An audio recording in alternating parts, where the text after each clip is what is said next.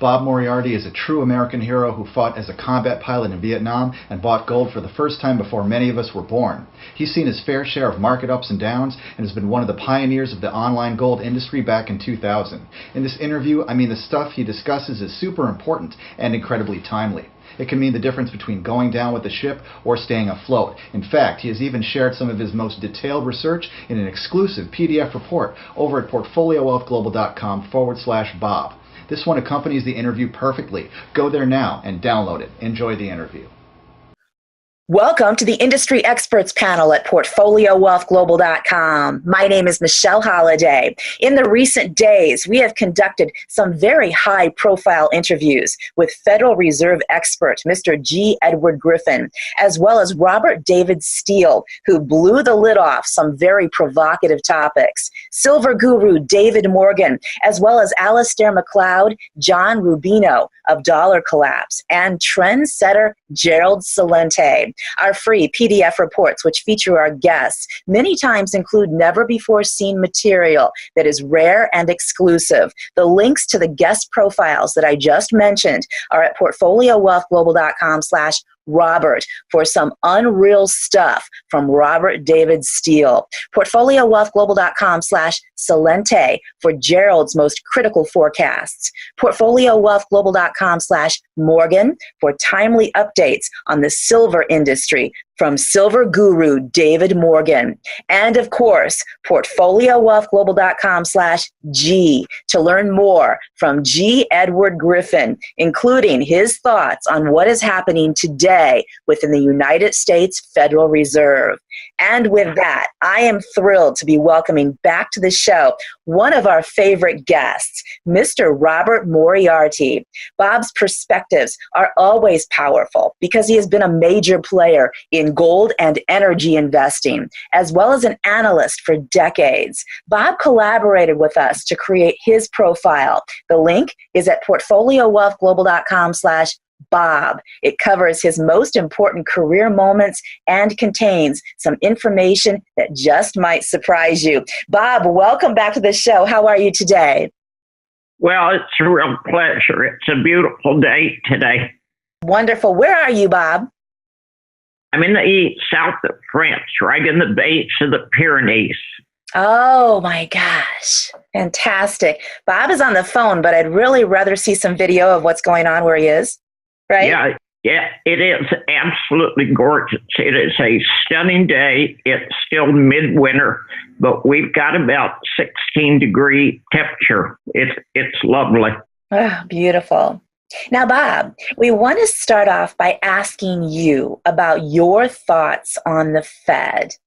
Do you feel that the Fed has lost control of our economy and of the interest rates curve? Our company's founder recently published an article about the three realities that the Fed needs to manage all at once.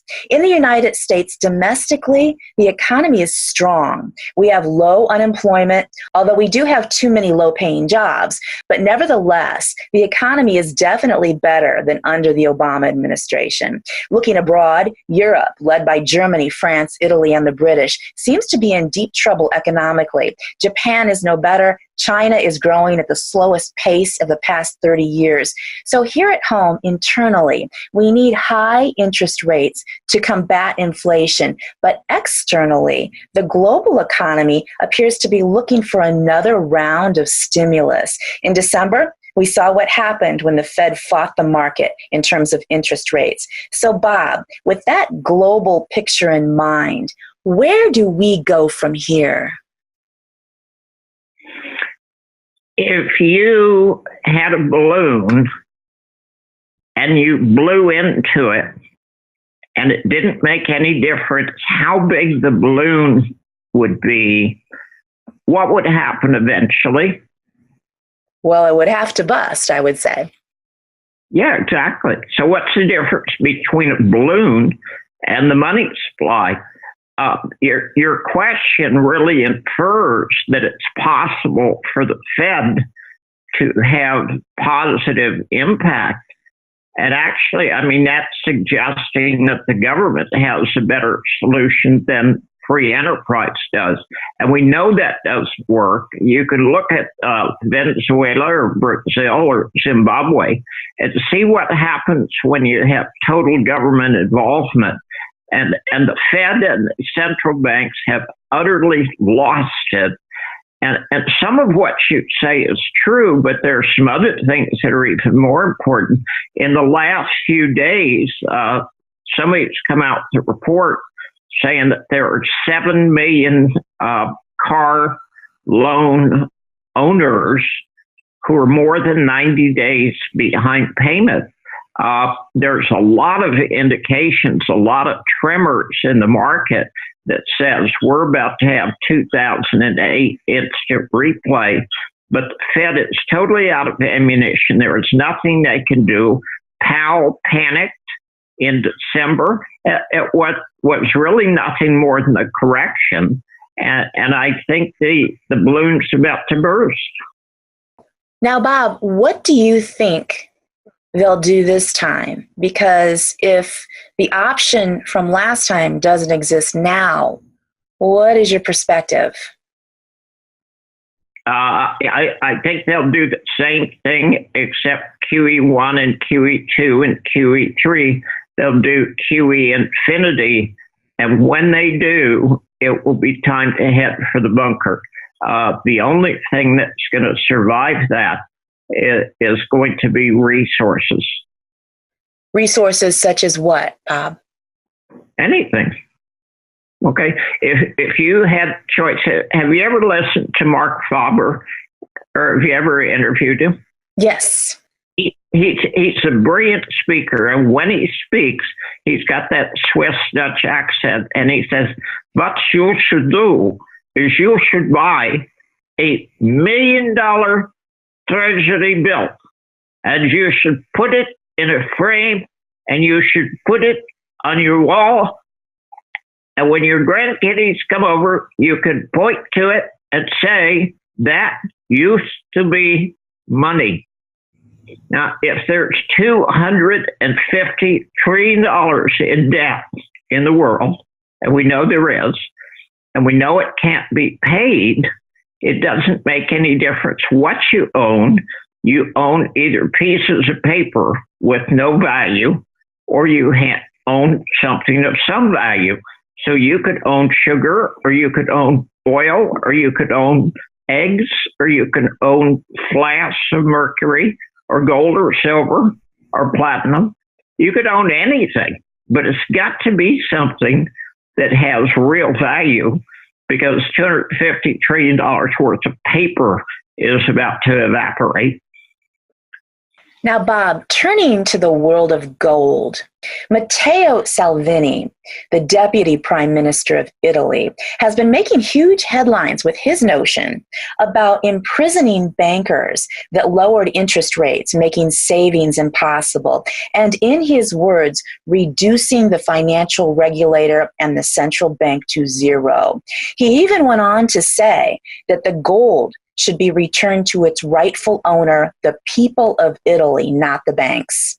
We're seeing Venezuela fighting the Bank of England on this issue. So could this be turning into a global trend? What are your thoughts? Well, there is a global trend that's very important, and it's not gold, it's the yellow vests. There is a worldwide revolution that has started because people in Spain, there were 200,000 protesters in Madrid last weekend. There were something like 200,000 yellow vests all over France. There have been protests in Canada, and they don't protest anything except ice hockey, for crying out loud. There have been protests in Taiwan, but there's a dichotomy between the values of the 1% and the rest of the people. And the rest of the people are realizing slowly but surely their standard of living is being destroyed. They're being overtaxed, and they're angry. And that's literally going to turn into a worldwide revolution. I wrote a piece that had 1 million people read it, saying that we were going to have the first worldwide revolution that's going to be everywhere. So what's Italy's deal with gold? It's relatively minor. My attitude is the only solution out of the monetary crisis that I see coming is some kind of gold-backed currency, and that would solve the problem immediately. But governments hate gold. They hate gold because they can't print it. And as long as they can avoid going to a gold standard, they can keep inflating the currency and they can keep destroying the middle class. And it's the balloon. It's blowing up. It's going to burst. We know it's going to happen. And I think it's here. Bob, that's a brilliant point, because a lot of people wonder in their mind. I mean, you hear about the gold standard and the gold standard in 20 years and 50 years, and JFK was trying to bring it forth, and there's thoughts that he was murdered and assassinated because of his backing of silver. So the point is that the reason they're against it is because they can't print it. When they lose control of money, and as long as they can keep printing pieces of paper and people accept it, when they lose control of money by going to a gold standard, and they lose control of the narrative, which is what the internet has done, people no longer believe governments. We don't actually need big government.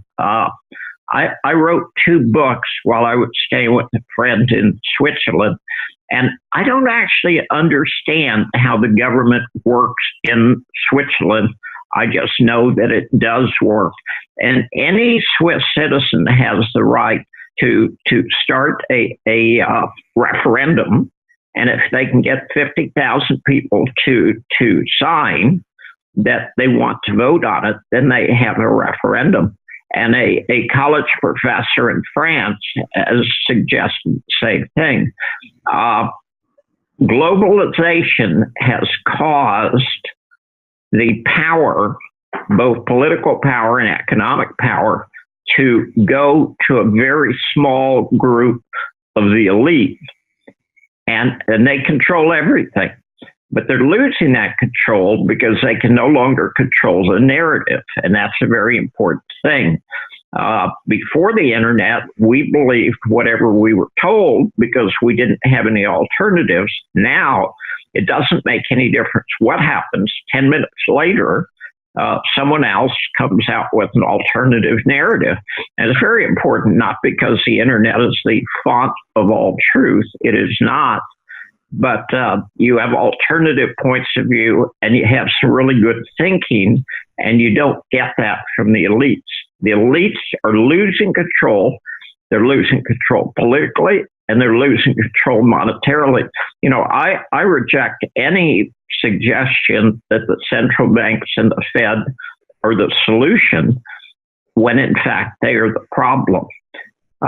We had a gold standard in the United States pretty much from about 1780 until 1933, and it worked. And we had a very stable currency. It was the creation of the greatest wealth in world history. That would happen again because people would realize, hey, wait a minute, we've got to stop giving so much money to government and giving so much power to government. They have too much power, and they've spent too much money that they cannot afford. I think one of the reasons that people have become so complacent, Bob, is that we're sort of riding upon this past security that we had many years ago, and sort of blinded to the fact until the internet came along that things changed in 1933. So the media kept going as if things hadn't changed at all. People didn't realize what was happening. And now with the advent of the internet, and I know a lot of it is like National Enquirer news. You can't believe everything you read on the internet. However, if you discern and you listen to the right people, people are waking up and becoming much more informed. Talk to me about how this is going to impact the future. What do you foresee as far as informational services along the internet really informing people as to what is happening? Well, there's a conflict that's going on right now, essentially from the elite to the ordinary people. You can look at the news media and Donald Trump, and it really doesn't make any difference how you feel about Donald Trump. 92 to 95% of the articles about Trump are negative. Now, I could give you 100 different reasons to criticize Trump, but at the same time, if you think the alternative was better in Hillary Clinton, we know she was a liar. We know the Clinton Foundation was stealing. We know they were violating the law like crazy, and the FBI and the Department of Justice didn't care. But the media and the FBI and the DOJ and the CIA and the NSA have destroyed all of their credibility trying to go after Trump. Okay? When 95% of what you say is negative, you are hardly fair and balanced. Bob, in your perspective, how is it looking for President Trump in terms of re-election in 2020? That's a really good question. We are going to have the most interesting political environment. AOC, the new young 29-year-old representative from New York, really seems to represent the values of the Democratic Party. And I watched an interview with her, and they asked her about the three branches of government. And her answer was, well, you've got the president, you've got the House of Representatives, and you've got the Senate. Now, if you were an eighth grader in the United States and you were taking a civics exam, you would fail. Those are not the three branches of government. You've got the legislature, you've got the judiciary, and you've got the executive branch. Those are the three branches of government. I would expect any reasonably educated American citizen or anyone living in the United States to understand what the three branches of government are. When someone has pretty much elected themselves as a guru and wants to speak for the American people in the Democratic Party and has no clue as to what the government is made of, that's really scary. Hillary Clinton's hinting that she may want to run again. And the most interesting thing about the 2016 election was everybody thinks Trump won. And Trump did not win. Hillary Clinton was unelected. And there is a difference between Hillary Clinton being unelected and Trump getting into office than people voting for Trump. So we got an interesting situation. It scares me greatly to believe that Donald Trump and Hillary Clinton represent the best and the brightest that Americans have to offer. I just find that fatally flawed. And you bring up such an interesting point in AOC, which is Alexandria Ocasio-Cortez, for anyone that's not familiar with the term. She's got a socialist agenda. She has a huge following in the young millennial group and the Z generation coming up. She has a huge following in people who don't understand or know or I'm sorry to say this, but are uneducated as to the ramifications of her actions. And the problem is she's in a seat of power, and the Democrats and the media are putting her out there as something that is reasonable when she really isn't. I want you to talk about this because it's a very interesting and perplexing situation for many people that are watching it happen because of the number of voters. And you brought up Dr. Faber. He talks about populism, the fact that everyone can vote, and that many times, in history, it was only the educated that could vote. And there's a positive and negative to that.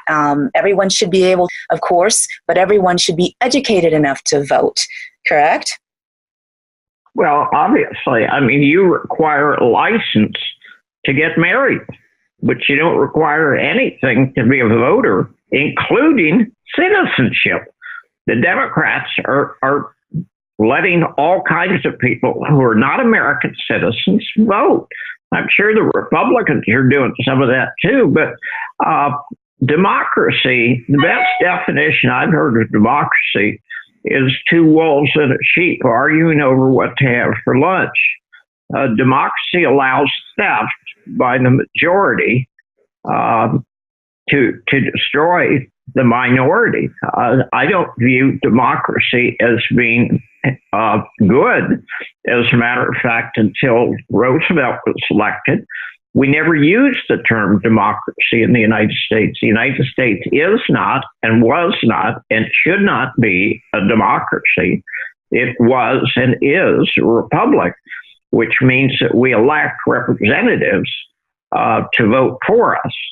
But I actually would absolutely go back to you have to have some qualifications to be a voter. If anyone thinks a democracy is a great idea, they need to spend about 5 minutes talking to the average voter about any subject whatsoever. And you'd realize, hey, wait a minute, what we're doing is empowering the clueless. And you're going to pay for that. Okay, there's not going to be any good solution out of that. And AOC, I mean, she put up a list of her demands for the green whatever it is, green revolution that she's talking about. And basically it was free everything. Now, if you listen to people who say, I'm going to give you this and give you this and give you this and give you this, you're listening to a charlatan. Now, do you understand where the term there's no such thing as a free lunch? Do you know where that came from? No, please tell us. Okay. You go back 100 years, 125 years in New York City, bars would offer free lunches to workmen. And the reason is they would get them in and they would overcharge them for the drinks. And one of the basics of Economics 101 is that there is no such thing as free lunch. The idea of free medical care, or free education, or free anything, there is nothing free in life. Somebody has to pay for it.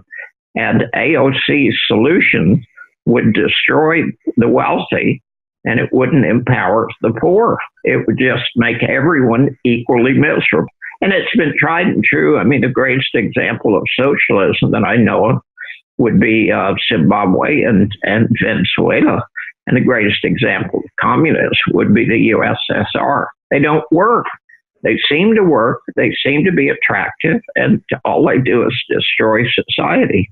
Capitalism, true capitalism, not the crony capitalism that we have today, is actually the only solution that does work, that enriches everyone and gives opportunity to everyone.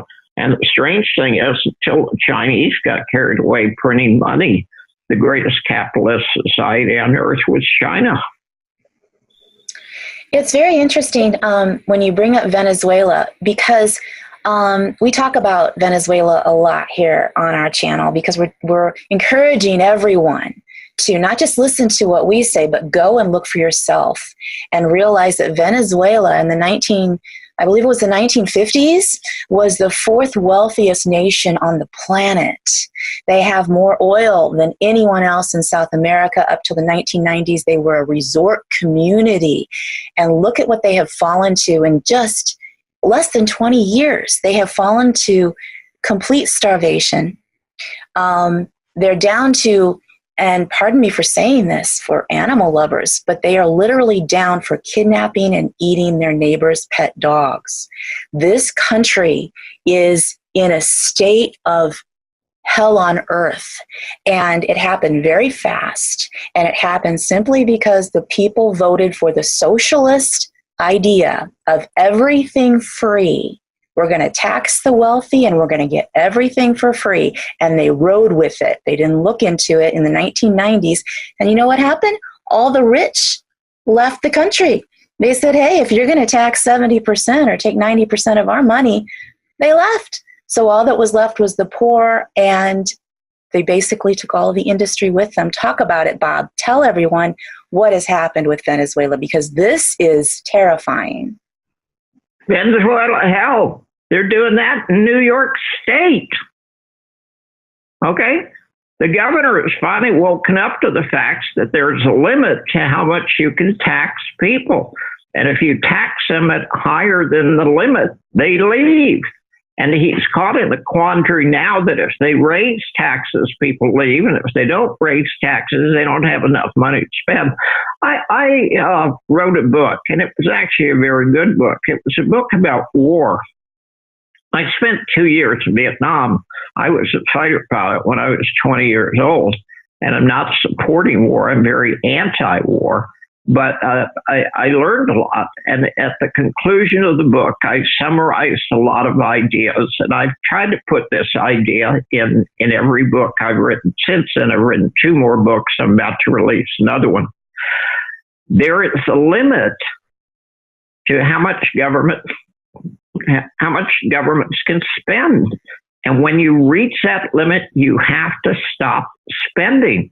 And the strange thing in all of the solutions in Venezuela, in the United States, in New York, in California, in Switzerland, or anywhere else, nobody ever says governments need to live within their means. Now, if you came to me and said, look, I've got an income of $80,000 a year, and I've got $50,000 in student debt, and I've got 2 cars, and, I just can't seem to make ends meet, I would say, look, this is really simple. You have to live within your means. Now, our parents tell us this, our friends tell us this, but nobody talks about this with governments. Well, I'm sorry. Governments have to live within their means. They're not doing it in Venezuela. They're not doing it in California. They're not doing it in New York State. And it always has a negative reaction. Now, rather than talk about how you can increase taxes, okay, you have to say, okay, what can we do to make government live within their means? There is a limit to what governments can spend as long as you could print money. They've got something they call modern monetary theory that says governments can spend an unlimited amount of money. All they have to do is print it. That's what Venezuela did, and it does work. That's why the gold standard is such a great idea. The strange thing is, even though I run a gold site and I've written several books about gold, I'm not a gold bug. I'm not, gold is not a religion. But gold is something that everybody should own as an insurance policy, and it's something they should own in order to maintain value. But it's not a religion. It's not something you should worship. I don't talk about gold going to $50,000 an ounce. If gold went to $50,000 an ounce, it would be in a world you don't want to live in. I would like to see a new monetary system based around something that's real, and that would be gold or silver, because it would limit governments naturally. There is no limit on government now. Every government in the world, not just Venezuela, not just Brazil, every government is bankrupt. So what we need to do is we need to backtrack. We need to go back to something that worked for thousands of years, and it'll work again. Actually, it's the only solution. We're not going to do this because anybody wants to. We're going to do it because we have to. What's going to cause it? What's going to be the trip switch, in your opinion, that's going to cause it to have to happen? We don't know. We know that if we go out in the middle of the day and the sun should be shining, but instead it's dark, and we look up and we see 1,000 black swans circling, the question is, which one's going to land first? And we don't know. And the real answer is, who cares? We just know that one of them is going to land. Complex devices have catastrophic failures. You don't have a gradual failure in a 21 joule watch. It just stops working one day. the world economy is at, and there's so many different variables that it's so hard to measure. It wouldn't take much. It could be an earthquake. It could be a hurricane. It could be war with Russia, war with China, war with Venezuela. We've got so many things that are putting instability in. I mean, I argue that there's a revolution going on in the United States right now. Some of the things that I see the mainstream media actually supporting really scares me. We do not have a voice of sanity in the United States. We've got a bunch of nuts running around with solutions like AOC, who couldn't pass an 8th grade civics exam, but she believes she got a solution, and the world's going to end in 12 years if you don't stop flying airplanes. I go, God, I mean, where did she come from? Yeah, and just for our audience, you need to look into what she's doing. She's proposed, what is it, Bob, a $40 trillion Green Deal over the next 10 years, and her proposal is to tax the rich 70% of their money, and which will account for about $2 trillion. So the other $38 trillion is unaccounted for, possibly to be printed, I would imagine, is the solution. It's absolutely ludicrous, and people laugh at it. However, the scary part is that the Democratic Party and the media and many, many voters that are going to be first-time voters are very, very devoted to her. And so when you discount an idea just because it's crazy, that doesn't mean it's not going to go forward and affect you, right?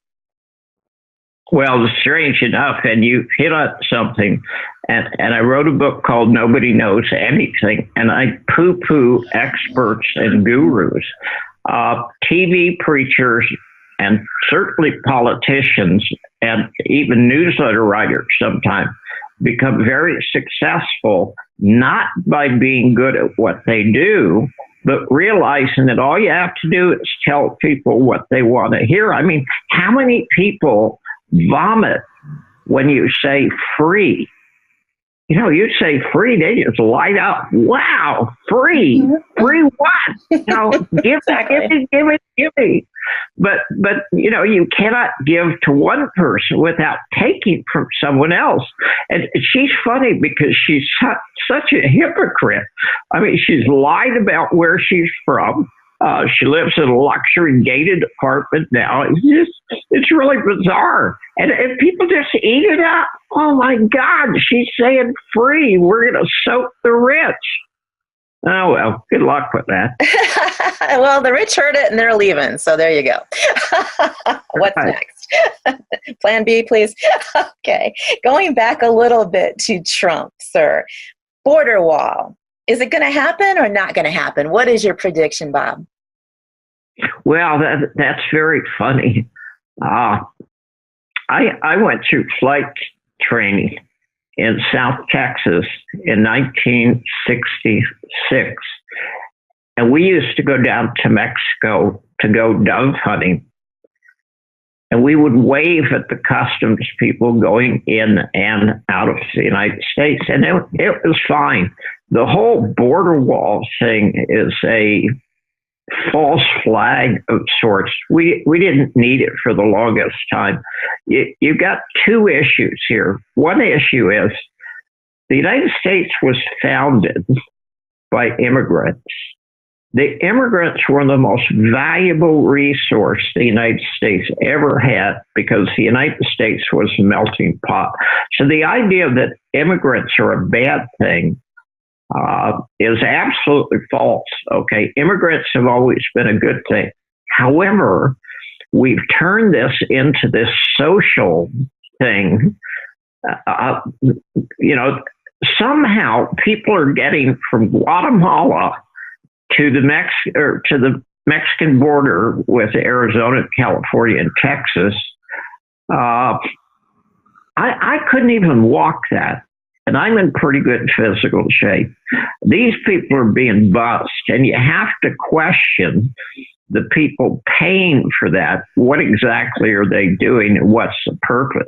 And I believe Soros is behind it. It's a little bit of a conspiracy theory, but sometimes conspiracy theories turn out to be true.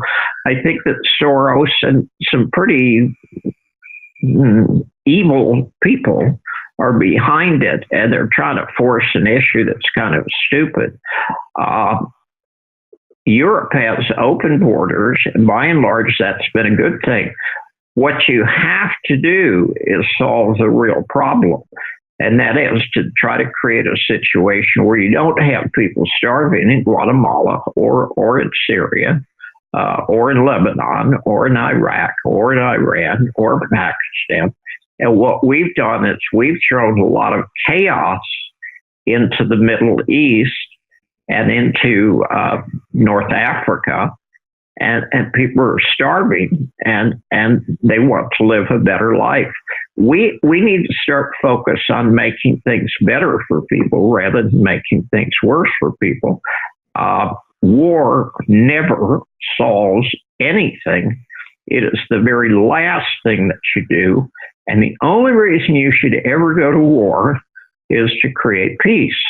And in the United States, since about 1940, we go to war for more war.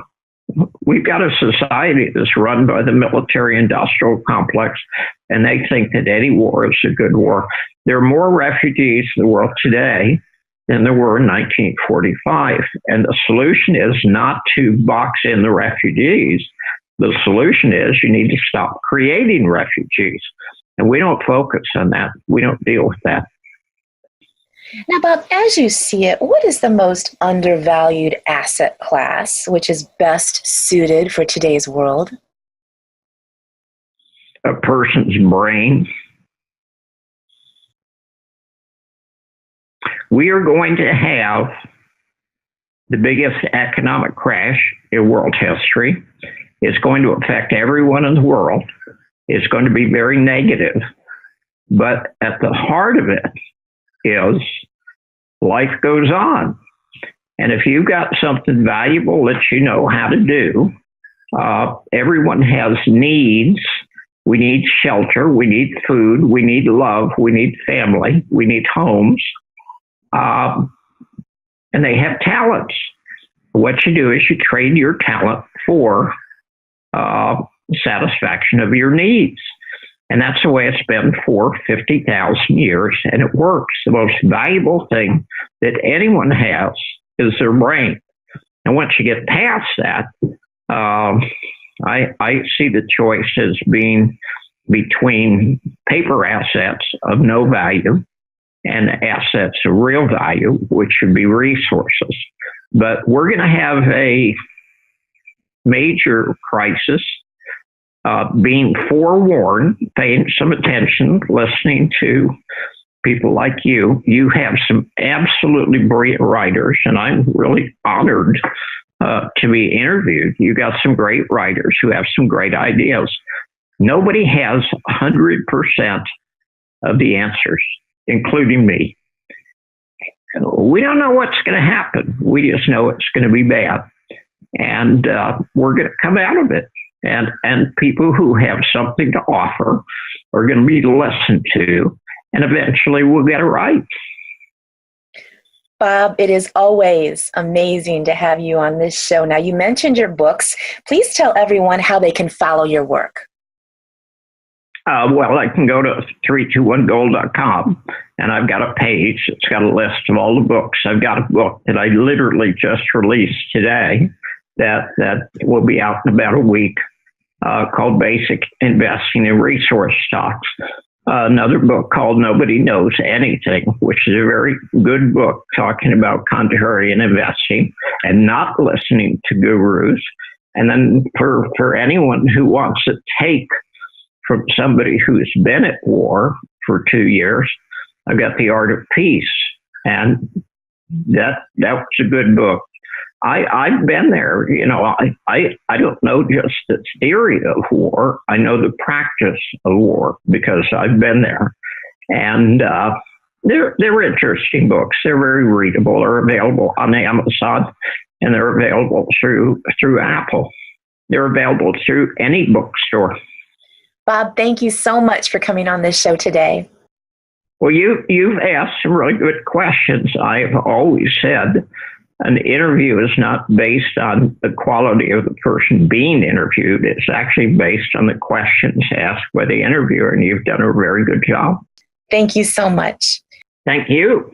Mr. Robert Moriarty, expert gold and energy investor, whose career highlights are covered in our exclusive free report at portfoliowealthglobal.com/Bob. For the Industry Experts Panel, I'm Michelle Holliday at portfoliowealthglobal.com. In the month of February, we have released a worldwide scoop with G. Edward Griffin, the 87-year-old best-selling author who introduced the world to the banking cartel and is published with us, the portfoliowealthglobal.com/G Critical Federal Reserve Update. We also just released interviews with the man who exposes the deep state and the shenanigans of Washington better than anybody else, Robert David Steele. And I highly suggest going to portfoliowealthglobal.com/Robert. We also released an interview with silver expert David Morgan of the Morgan Report at portfoliowealthglobal.com/Morgan for his best predictions. A Gerald Celente explosive interview, including his key ideas at portfoliowealthglobal.com/Celente. Of course, for the most accurate information on Bob Moriarty's latest and best, go to portfoliowealthglobal.com/Bob. It's essential reading.